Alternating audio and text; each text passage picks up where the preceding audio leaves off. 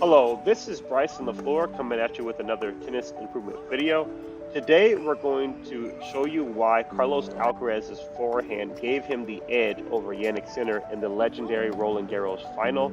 And also we're going to analyze the technique of Carlos Alcaraz's forehand to give you guys some actionable tips that you can copy with your own forehand at home. But quick message before we get into the video, I created a serve mastery course that will give you a step-by-step guide to take your serve from beginner to elite. So if you're looking to improve the quality of your serve, click the link in the description to check out my serve course. If we look closely at the French Open final, one of the themes that we're going to see is that Carlos Alcaraz is dictating from the forehand side. So in this situation, Carlos Alcaraz takes the ball deep cross court, and then Sinner returns it a little bit short, and then Carlos Alcaraz completely rips that forehand down the line. And that was an excellent shot, and that's putting Carlos Alcaraz in a position where he can constantly dominate. So let's take a look at one more. And this was a typical theme with the Roland Garros final. Okay, we got a forehand return from Alcaraz. And then he's looking to dictate with the forehand again, and he plays a super powerful forehand ball cross court. We get a return that goes into the net. Now let's look at the technique that enables Alcaraz to dominate. When Carlos Alcaraz moves to hit the forehand, he split steps before every ball. And this really helps the preparation and the timing of the ground stroke. Notice that split step, and then that leads to him having a open or semi-open stance. All this helps significantly with the forehand, especially on a clay court. All right, so after he split steps, he starts to turn. Notice the coil in the waist. So you want to make sure you coil the waist, and that's going to generate a lot of power when it comes to your ground stroke.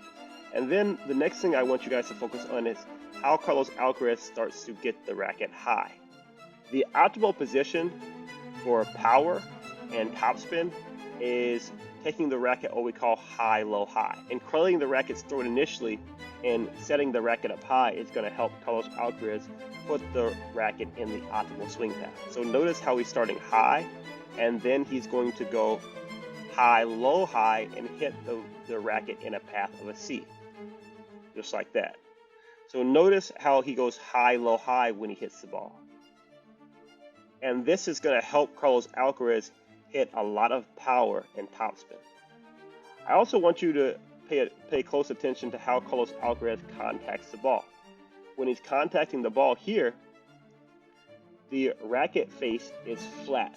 Think like you want to hit like a wall to the ball. And when we hit the ball, we don't want too much wrist movement. We want a stable wrist, and then we want to hit the ball in an upward motion, just like this. And this is what gave Carlos Alcaraz the ability to hit with a lot of short angles. The thing that we want to focus on is Carlos Alcaraz's legs. When he hits the forehand, he's going to start low, and then he's going to lift from the legs. So notice how Carlos Alcaraz is starting low with the knees slightly bent.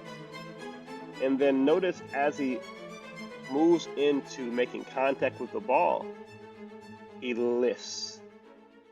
And then his legs become sort of straight or erect. And that is another thing that creates a lot of topspin and power when it comes to the ground stroke.